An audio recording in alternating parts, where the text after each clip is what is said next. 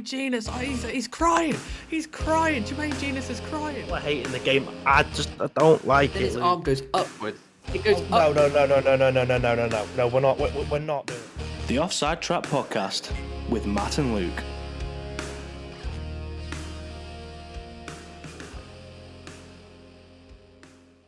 What's going on, everyone? Welcome back to the Offside Trap Podcast. It's me and Luke again, and we're trying something a bit different this time for those people who are used to just listening to us on Spotify. We're actually recording video for this one, and it'll be up on our YouTube channel when we release this as well. We were having a bit of fun with YouTube over the last couple of days, done a couple of videos, seemed to have gone down well, so we thought we'd do a video podcast as well.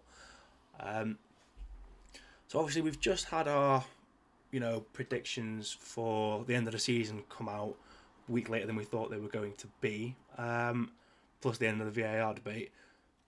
But we decided to sort of do something a little bit different today. We are going to be talking about a couple of different topics. First of all, we want to have a bit of a chat about Phil Foden, don't we, Luke? Yep, we do indeed. Also, I think we've got Aguero in a topic, and we've also got the management for Spurs is what we're going to cover in today's episode.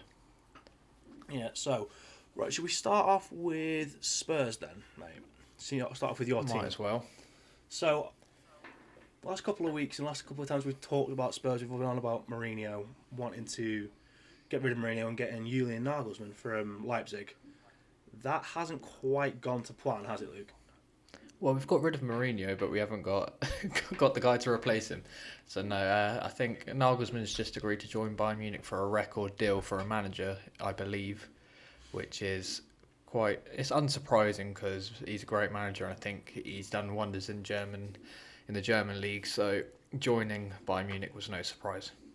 Yeah, I think it's a bit of an interesting one. I just on that sort of joining Munich, I saw something quite interesting the other day, which is why the Bundesliga is not a competitive league, and it's literally because Bayern just buy all the best players, and they've now bought the best manager. So how are the other teams meant to compete when Bayern are just doing that? It's strange because they've just announced they're signing Picano from Leipzig as well, and then they've just taken their manager. But it's a kind of a feeding pond for the big fish. Bayern Munich pick the best players that they want from the German league and continue to be the best team, which I guess if you've got the financial power, that's what's going to happen. I think it's slightly different in the Premier League because of the TV rights and the money that the other top six get, so it's a bit more competitive. But in the Bundesliga, yeah, the Bundesliga is really not. No. So, obviously, Nagelsmann was the number one choice that you wanted to replace Mourinho.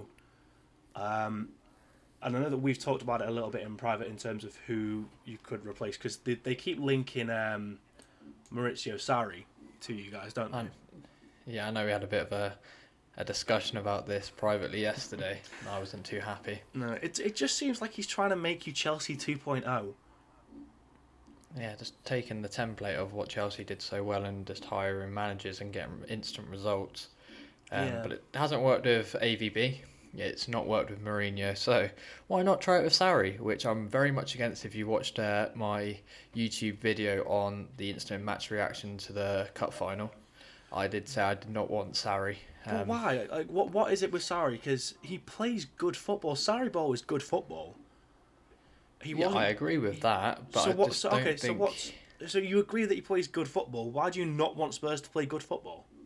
I don't want Tottenham not to play good football. I just think he's not the correct man to lead the club forward. I think we need a young manager, a young, hungry manager, especially with the likes of our youth team coming through. He apparently at Chelsea fell out with a lot of the players, and I just don't think it will be the right move. I don't think he'll fit into the way the Tottenham dressing room is like at the moment.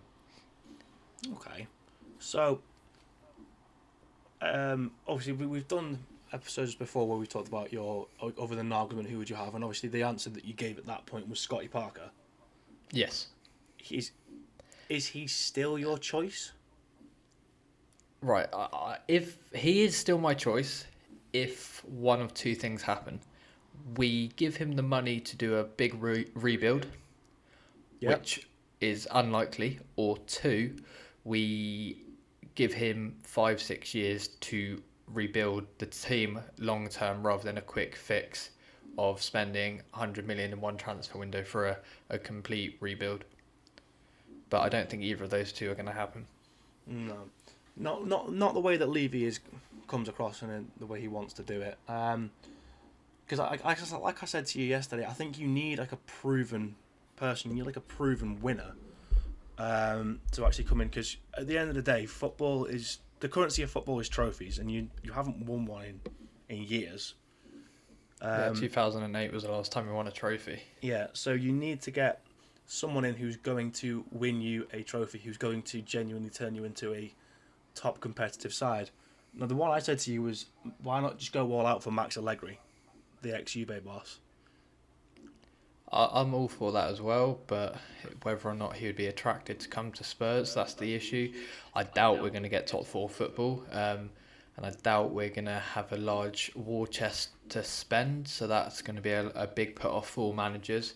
And also, they're going to come to a team which is stale. And I know people talk about you're going to get a manager's bounce, but if you look at Ryan Mason, the team he picked against Man City in the final, a lot of those players played with him when he last played for Tottenham. So the progress of the side hasn't changed at all. We're still the same Tottenham, and we've just lowered our standards and brought one or two good players in, and we've not gone any further than that. Okay. So it'd be interesting to see if Allegri wanted to do that, then all for it, but I can't see him wanting to be there long term, 5-6 years, which I think we're looking for.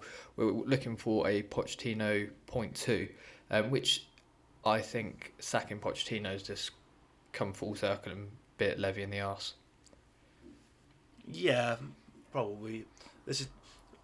Part of me does feel slightly bad for Daniel Levy because obviously he's the sort of he runs the day-to-day operations of the club. So why, like, he's the one that has to make the decisions. If the team's not winning trophies, then something has to change. If the team's not competing, then something has to change. And I think he probably saw it, as everyone did, that Spurs golden generation that should have won a title and got to a Champions League final didn't achieve what it should have achieved. So how much further could Poch have taken that? But I think that's a different. It's a different little kettle of fish, isn't it? Yeah, we've spoken about my opinions on Pochettino and why he shouldn't have been sacked, and what Pochettino said about the team needed a rebuild. Buying a new house and still having the same old furniture is still going to look like the same inside. But I think Levy took a huge gamble on getting Mourinho, and it hasn't paid off. And I think he's probably taken a long, hard look at himself and realised his next appointment needs to be the correct one. But rumour has it, the final home game against Aston Villa, there's going to be a huge protest outside the stadium for ENIC and Levy's resignation. So that's going to be interesting to see that. Possibly, yeah. I do think that Mourinho getting sacked before the final was the wrong decision. At the end of the day, you've taken a man who has gotten you to a final and sacked him 6 days before when he's a proven final winner. He's very good in single game competition. He's probably, he's very good against Pep. He can get a result against Pep and you sack him. It just didn't make sense to me. It baffled me as well. It baffled me. But so going back to replacements, you reckon someone like Scott Parker would be an ideal candidate? I reckon Scott Parker, or maybe, I know they've been linked with the Ajax manager as well, Hag or something like that. Eric Ten Hag. His name is. Ten Hag, yeah, he'd be good. He would be good. Yeah. The one I said to you as well, Lucien Favre, the ex-Dortmund manager. He's very good with youth. Yep. Okay, so that's what we're thinking. Right, okay. So let's move on slightly then to our next topic then, which is the future of, in my opinion, the greatest foreign player in the history of the Premier League. Sergio Aguero. Yeah, and I know that statement's going to irritate people because they're like, the greatest foreign player is Henry, but I think Aguero trumps him, if I'm honest. I think Aguero has done it consistently for the past 5-6 years, and I know Henri did it as well, but Henri went to Barcelona when he was in his prime, and I think Aguero's proven it, and he has won things with Man City and has been the game changer. Especially if you think back at that goal against QPR in the 93rd minute. It's just, I think, anywhere he goes, the team is going to have a real good player on their hands still. Even though his age isn't on his side, Aguero is still out world class. Oh no, 100%. They are still going to have one of the best finishers in the world, because I think he's guaranteed to get you. If he plays a full season, he's guaranteed to get you 20 goals. Exactly, if he can keep fit as well. That's what question mark against him as well, his fitness. I know he's missed quite a lot of Man City's season this season because of it. Literally just looking at career stats for Aguero and Henri. So Aguero has got 260 goals in 465 games. Henri has 281 in 573. So only 21 more goals in over 100 more games, career-wise. Yeah. Where do you see him going? Or do you think he'll stay in the Premier League? I think... Where's he at in terms of all-time list? Do we know? He's in the top 10, I think. I think he's slightly ahead of Harry Kane. He's definitely in the top 10. I know that much. Let's have a look. Premier League. Where's the thing on stats? I think with Aguero it's very interesting, just the fact that he's managed to cement his place in the team. And you think about all the strikers Man City have been through, the likes of Zeko, Tevez. He's managed to stay there. Jesus as well, keep him out the team. So looking on the Premier League website now, he's only 6 goals short from equaling Andy Cole in 3rd place on the all-time list. He's not okay. So he's not going to break Shearer's record. That's pretty much a given. But Rooney is on 208. I think Aguero will want to stay in the Premier League to get second, because there's nothing like. It would be one thing if he had family over there, so Courtois went back to Madrid because his family was in Madrid, didn't he? Yep. Aguero's family is in Argentina, and he's so he doesn't live with his family over here, and he has that was very obvious in the All or Nothing documentary. So if he goes to Spain, Messi's there, but that's it. I think he stays in the Premier League. I think he goes to a Chelsea or a Liverpool or somewhere where he's going to get games, probably actually a Chelsea, and gets to the second in the all-time list. Or even Leicester, because I know Jamie Vardy is struggling with injuries as well. Imagine him and Vardy in the same team. I think Aguero's wages might cripple Leicester. That is true, yeah. But Chelsea is a good shout.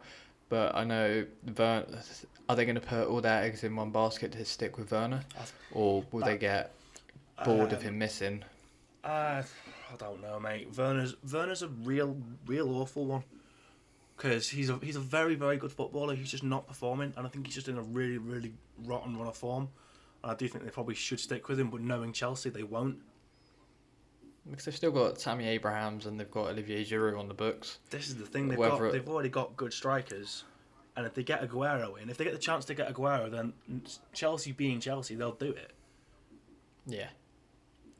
Oh, United, he won't go to City. United. What about a player plus cash deal for Harry Kane? Kane goes to City, you get Aguero plus cash. They would have to pay for his wages as well if that was to happen. I can't see us paying what he's on. Why not? You pay it for you lose Harry Kane, who's your biggest earner, bar Gareth Bale. Yep. So your wages from Kane and Bale go on Aguero for a season. The issue is, right, and I appreciate what you're saying, I think Spurs fans and the board will not want to replace a striker who is at the age of 28, 27, pushing into the 30s to get a replacement in the 30s. I think they'll look for a Why not? younger striker. That to me screams Daniel Levy all over. I was watching another YouTube channel talk about how many mistakes ENIC have made. There was the season where Harry Redknapp was linked with the England job. We were second, I think, in the Premier League behind United. And Harry Redknapp went into the boardroom and said, in January, I need a top striker, I need a top defender. Gary Cahill was at Bolton at the time and he was linked with Spurs. Apparently they agreed it as well. And then Carlos Tevez at Man City had a bust up with Mancini and wanted to leave, and he wanted to stay in the Premier League, and at that time Spurs were the only real option. Levy said no because of the prices. Do you know who he got that summer? In that January, sorry. Would that be Jermaine Defoe? Did you give up? Jermaine Defoe, Robbie Keane, any of them? Nope. He decided to get Louis Saha. Louis Saha. He was 33 at the time, and he got Ryan Nelson, who was 35 at the time, from Blackburn. Yeah. And that then doesn't surprise me at all. They parted company with Harry Redknapp after he said he wanted to go for the England job. Yeah, I don't. So that says a lot about ENIC and Levy. So I don't think Aguero. I think you keep focusing on ENIC. I don't think you need to focus on ENIC. I think Levy's your issue. Levy's the one that won't do it, or Levy's the one that will sign the wrong players. ENIC will just give him, they don't have any say in it. Levy has all the power in that. But it's a very Levy thing to do to sell Harry Kane to Man City for cash plus Aguero for one season whilst they have a season to figure out what they're going to do. Yeah, it'd be interesting to see, but would Levy want to sell him to an English club? I don't think so. I don't think he's going to have much of a choice, if I'm honest, mate. Honestly, I think that at this point, if you don't get top four, Harry Kane will leave, because I think for his career it's the thing he has to do, and I think that he will want to stay in the Premier League, and I don't think Levy will have a choice at this point. Because that is true. I can see Kane coming out with a transfer request. I can see him forcing a move at this point, if I'm honest. I don't think he will hand in a request. I think he's got too much respect for the club. I think honestly, it will be. I understand where you're coming from, but if he doesn't hand a request in, Levy won't let him go, and Kane will want to go, so he will have to force Levy's hand. So it'll be very interesting in the summer, and if you guys want us to do a live stream on YouTube for the transfer deadline day for the final few hours, I don't know if you're up for that, Matty. Yeah, I think that'll be quite fun. That. Yeah, so it'll be an exciting summer, especially with Aguero, Harry Kane. Who else do you reckon's down for another big move or moving clubs? So I think the biggest player we'll probably see moving will be Jadon Sancho.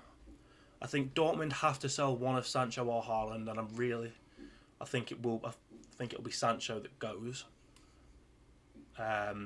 Even though they probably get more money for Haaland, but in a post-COVID market, it's gonna be Sancho, I think, that has the issue with that. Do you reckon it'll be to United, or do you reckon that ship sailed? That ship sailed. That ship has gone. I don't know where he'll go. I could see him going to City. I could see him going to City, but then I don't know. I could see if Liverpool sell one of Salah or Mane, Liverpool might go in for him. Yeah. City, I don't know, because City don't play with those kind of wingers. I can see him going to Madrid. Okay, interesting. Yeah. Because I know Madrid are losing patience with Hazard. Yeah, so exactly. That's the main thing they're going. But obviously, you can make speculation about any big player. What I actually wanted to talk about, Luke, was some players who are due a bigger transfer. So, ones that are sort of exploding onto the scene or sort of are playing at clubs that are beneath them. Okay. They're doing a little bit of research earlier. So there's three that I've come up with.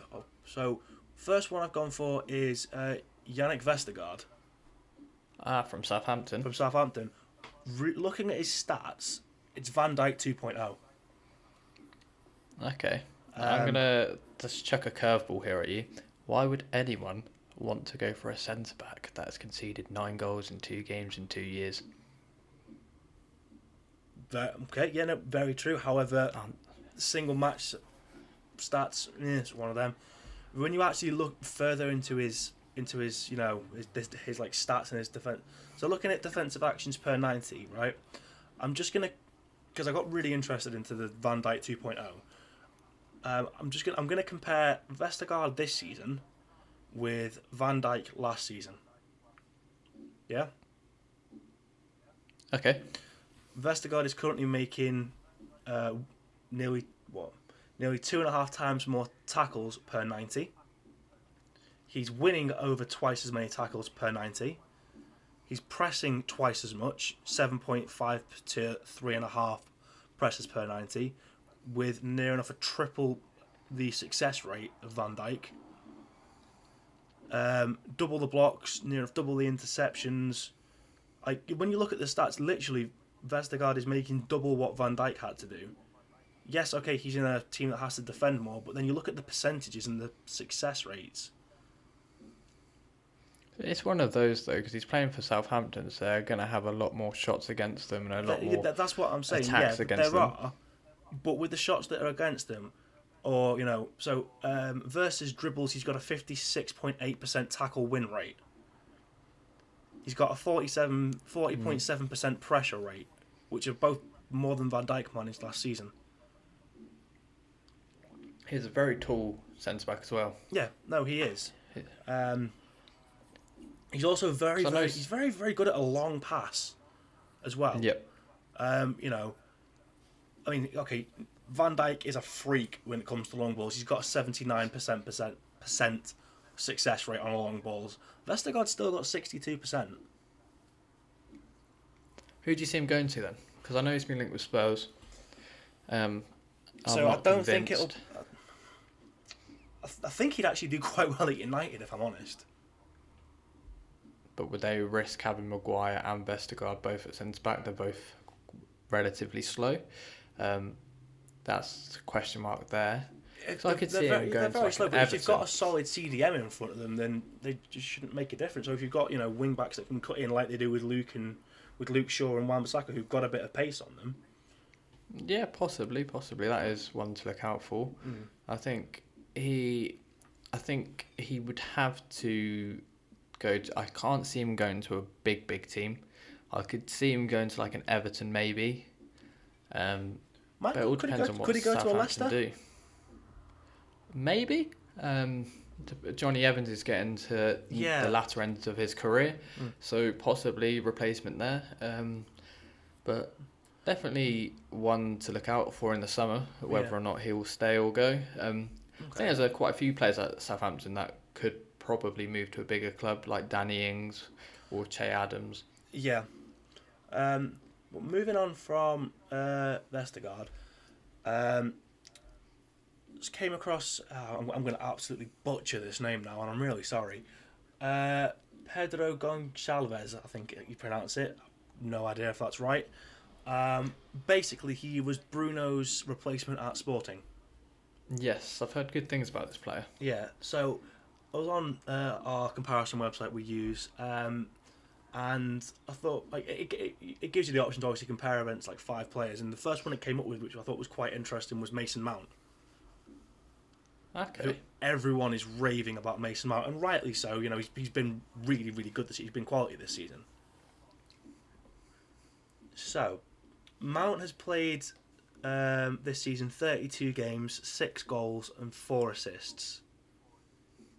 Yeah? Yep. Where are we? Why is it not working? Pedro, I'm going to call him because that's easier than pronouncing the second name. How many? He's played 27 games. How many goals and assists do you reckon he's got? 10 goals and 12 assists. Okay, no, he's got 17 goals and 3 assists.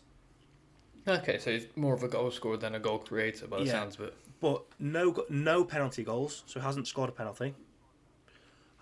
Goal and assist rate of 0.79 per 90 compared to Mount's 0.35, which is mental. Actually takes less shots than Mount per game. He's on 2.36 compared to Mount's 2.51. So he's definitely got the potential. Whether or not, I know he has to adapt to the Premier League, but who needs a creative midfielder or an attacking midfielder? Everton do. James Rodriguez hasn't really set the league alight as everyone expected. Gylfi Sigurdsson as well has one good game in 3. So potential replacement there. Yeah. Obviously, I mean, he's West Ham. You've got the Wolves thing. You could go to Wolves because obviously he used to play. He did spend the season there. Didn't start a game. So he's got Wolves could probably do with him. Depends on who's going to be Wolves' manager next season, because I know Nuno's been linked with moves away, even to Spurs. Whether he's not had the greatest season at Wolves, and I'm not saying they're going to sack him, but looking at the table, I don't think Nuno will get sacked. I think Nuno is unsackable at Wolves, but I do think that he's the next City manager, and I think he's waiting for that. Yeah, I think we've briefly touched on that before. But yeah, he's someone that I think is due a big transfer to with those kind of numbers. I think he is actually. I think actually putting him at a Wolves and Everton is actually lowballing him a little bit. Okay. I mean, I could see him going to, an Inter Milan. I could see him potentially going to a Dortmund in Germany. If you were going to go to the Premier League, I think, one of the top, the traditional sort of top 6. Yep. Yeah, I think actually putting him in like a West Ham or a Wolves is kind of lowballing him a little bit, and I think he probably is due a bigger transfer than that. Okay. Interesting. Very interesting. There is one other player I wanted to talk to you about, and I haven't told you this, but Jesse Lingard. He's had rebirth at West Ham. He's just decided to turn on the football style. Do you think he goes back to Man U? If so, does he play, or does he have to leave Man U this season to revive his career fully? I think he has to leave United. I think that he has to. It's going to be tough for him because he's a United fan at the end of the day, but I think he's got no place there. Yes, all right, he's playing out of his skin at the minute, but I don't think there's a place for him at United. It's a real interesting one, because you would want to go back there and give it one more season after having the great season he's had, half season at West Ham. But I don't think it's him that wouldn't give him a season. I think it's Ollie wouldn't play him. This is the issue. I don't think Ollie will play him at United. And do you for think him to he actually have to, take time off and actually do that, and actually play the game, he needs to walk away from United, I think. Do you think he goes back to West Ham, or is there other clubs you think would be more interested in Lingard? I actually think he might do better in a foreign league. Okay, very interesting. West like Ham obviously is a very, very good fit for him, but I think he could get into a PSG team. I think he could get into a Real Madrid team, actually, with this kind of form. Really? Yeah. Okay. At the end of the day, he's very good on the ball. He's got a shot from distance in him. He's very good at finding pockets.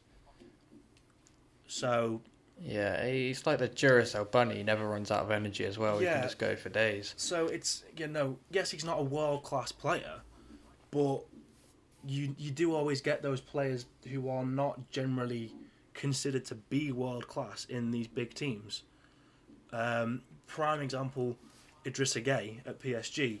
I wouldn't class him as world class, but he is brilliant in that position. It'd be interesting because I think I agree with what you're saying, that moving abroad he could relish the opportunity and prove to everyone that he's a great player. But he's a family based person. I know he helps his mum out with his brothers. So moving away, would he want to move away from his family, or I think it's one of his them, family's isn't it? quite It's a young? case of if it was what's best for him, his family, his career. Yeah,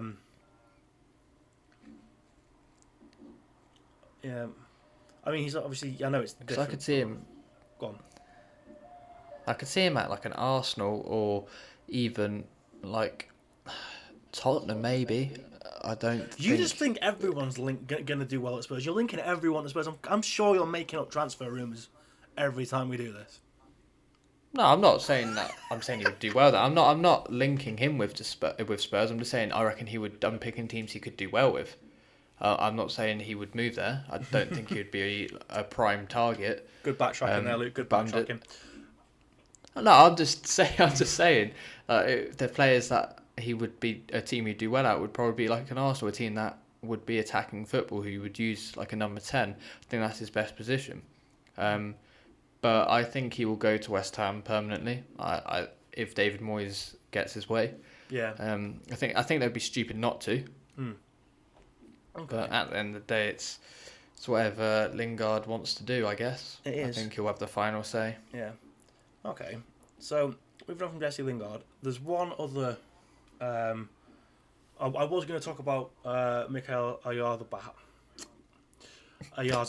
however you say his name, but I'm going to move away from that. I'm actually going to, because I was talking to my boss. Quick shout out to Sam, who's been supporting the podcast and the channel since the start. And he was saying players due a big transfer, he would actually throw Tammy Abraham into that list.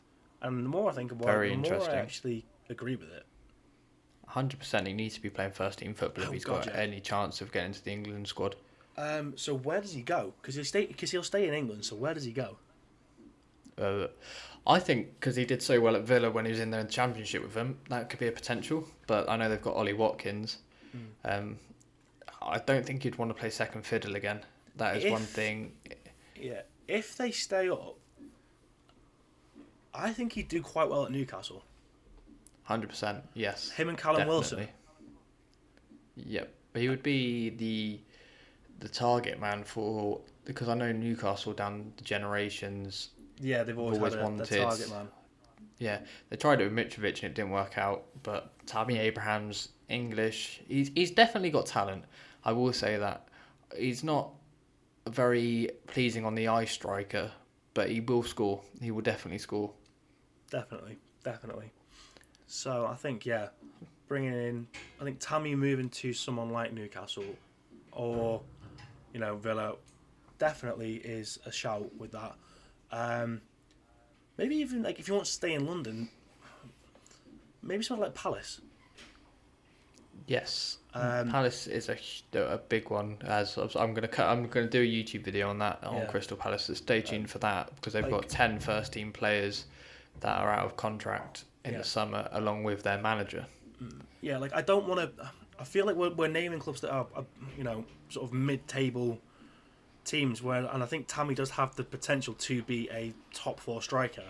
He's just not getting the game time at the minute, and I think if he goes to somewhere like Newcastle, Palace, then in sort of 2-3 years' time he probably might get snapped up by one of the bigger teams, and he will break onto that. Villa I don't think would do because they've already got Ollie Watkins. The more I think about it. Yep. But somewhere like Palace. That was my question mark on it. Palace, Newcastle. If Danny Ings goes to West Ham, maybe. Possibly. If Danny Ings moves Southampton. To be fair, any of that sort of general 7th or 8th to 14th, that sort of middle of the park pack, he'd do well at. Yeah, definitely. Okay. Yeah, he's a great striker. I do rate him very highly. It's just I can't see him moving to a top team because he can't get into the Chelsea's team. No, exactly. Okay, right. Shall we? So, talking about one of the brightest British young talents, to move on to another, we have to talk about Phil Foden. Yep. Because Let's go for it. mate, what a player! He's unreal. Like, the more I watch him, the more I think you can't be this good. He's just a different type of player. He's just a completely different gravy, mate. If I'm honest. And I'm not saying I'm not being heightist here, but he's small, so he's very nimble as well. He's very agile.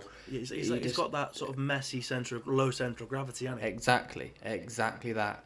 It's very rare to see someone that size in the Premier League do so well, because normally they get just kicked around, but he gets kicked and he just carries on running. You try tackling him, he just bounces off you. He's got that Maradona type body where he just gets bounces off people. I mean, just looking at his stats for the season, 0.74 goals and assists per 90 in all competitions, 81% or nearly 82% pass completion rate. Massive range of passes. Generally sticks to the shorter passing, but he still has long range passing in his arsenal. Shots created per 93.2. Goals created 0.74. I can't get over it. 60% possession on 60% completion on dribbles. Literally, just looking at his stats, it's mind blowing. And the major thing is he's getting into the Man City team. When you think about the depth that they have in that squad, the amount of money they've spent on those players, and a player who's come through the academy is much better than them, and he can play in a range of different positions. He can play in midfield, he can play up front as a false nine, he can play as a cam or on the wing even. This guy's got unlimited potential, and it's up to him how far he can go. If he can keep his feet on the ground, which I think he will, and I think Pep Guardiola will install that in him, I think he can go to the very top, and I think we could be talking about one of the leading English players for the next 10 years. I'm actually going to go one further than that. Not just leading English, leading players. I think he's going to be up there with Mbappe, Haaland, Ballon d'Or level. For years, the City fans were saying we want to see him in the squad. He was very, very protected, given limited game time to nurture him, because Pep has seen this in him. And obviously, when David Silva left at the end of last season, it was like, right, okay, now Foden will make the step up. And my God, has he made the step up? Barring probably De Bruyne, he's probably the most important player. Yeah, it makes you think, if Sancho stayed at City and he had this opportunity, would he have broken onto the side? Or do you reckon Foden's better than Sancho? Foden is better than Sancho. And that's, how much I rate Jadon Sancho, and I have for years. Yep. But I don't think that he would have got the same level of opportunities that Foden's got, because Foden is the phrase is being used a lot, but Foden is a generational talent. Yep, I know. Even in the cup final, he was very, very good. Yeah. I just think the range. He's both feet. He's very gifted. He's not. He's probably worked hard in the training ground. Don't get me wrong, but I think he's just been gifted with football talent, which is very special. What I think we're actually seeing now is we're seeing a generation of players come through who grew up watching the Barcelona and Spain teams of the late 90s, early 2010s, the all-conquering teams. They've got the Spanish flair. They've got the they're comfortable on the ball. Their movement is brilliant because they've studied and they've watched these players. Xavi, Iniesta. These always looking for the pass forward. Yeah, because you've not just got Phil Foden is the standout player in that group, but you've got Sancho, you've got Bellingham, you've got, to an extent, you've got Harvey Elliott, who's out at Blackburn at the minute, and I think next season, Liverpool need to recall him at the end of the season, loan him out to a middle of the table team, and give him Premier League experience, and I think he's going to be another phenomenon. Okay, big bold statement. Honestly, mate, he is. Even the limited game times that I've seen of him, he's been fantastic. But okay. you're getting these players, like Mason Mount, like Jack Grealish, these players with flair, with confidence, with style. That's what we're getting at the minute. Like, And it's a golden generation coming through for England. What do you make of the Mason Greenwood and Foden getting back into the England side? I know Foden got back into it, but what do you reckon they need to do to cement their place? Because I know they had that Iceland incident, and I think they are very young. I really think that Foden will pick himself into that team. Like it's going to get to the point where Foden will be undroppable for England, and if Southgate doesn't pick him, there's going to be uproar. Yeah. They made a mistake. They got called out for it. They served their time essentially, didn't they? So let it go. Let bygones be bygones. Okay. Yeah, exactly that. So I think we've gathered that Foden's exceptional, and we've both raved about him. Is there any other things you'd like to cover in the final few minutes of this episode? Not really. I'm just thinking, we've got a lot of ideas for stuff. We've got the YouTube channel. You're doing your little series about teams that you're excited about. Obviously, you're covering Palace. Who else are you going to cover with that? And so I've got Palace to do. I want to talk a bit of Celtic and manager-wise what they can look forward to and how they can compete with Rangers next season. Yep. I want to do a bit on Watford as well. I'm excited to see if they can keep hold of their exciting players like Sarr. But if there's any other teams you want me to do, put it in the comments of the YouTube channel, and I'm happy to do that. But yeah, what other ideas have you got for the YouTube channel? So I'm recording one about the Hall of Fame, which will be out. It's going to be out after this podcast comes out, if I'm honest. More talking about players that I feel are underappreciated, who potentially should be included into the Hall of Fame. Not in this first round, but definitely need to be in the conversation. Okay. That's an interesting subject, the Hall of Fame, because it kind of went under the radar and they just pounced it on us. What's your thoughts on it?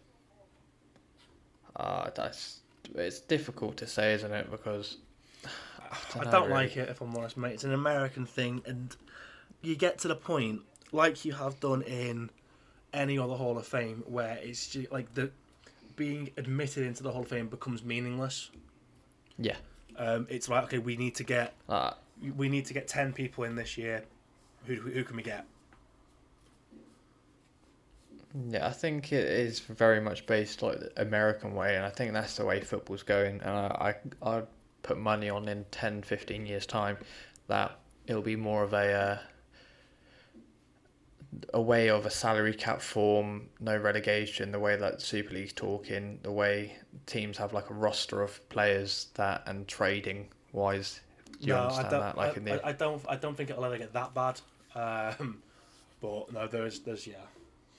Maybe you look at it, there's a lot of American owners now of these football clubs, so... No, there is. But yeah, doing that, I'm going to do a couple of, in terms of going back to the YouTube as well, I'm going to do a couple of sort of one-on-one breakdowns, or looking into like player performance, player numbers. I'm going to focus on underperforming players, so the first one's obviously going to have to be Timo Werner. Yep. Also going to have a quick look at like players like Raheem Sterling, Aubameyang, who have had off seasons, stuff like that, mate. That's the plan, and we'll go from there. Awesome. I think that wraps up this episode. I hope you guys enjoyed, and I hope this face cam thing works, and you can watch it on YouTube, so you can get more of a face-to-face interaction with us. If you want us to do more like this, we're happy to do it. If there's anything else you want us to do, like live streams or match reactions as well. Because I know my match reaction for the Man City one went down quite well, so I'm happy to do more of those. But have you got anything else to add to that, mate? No, I think that's it, mate. Awesome. Yeah. We've been the Offside Trap podcast. I've been Luke and he's been Matt, and thank you for joining us. And stay safe.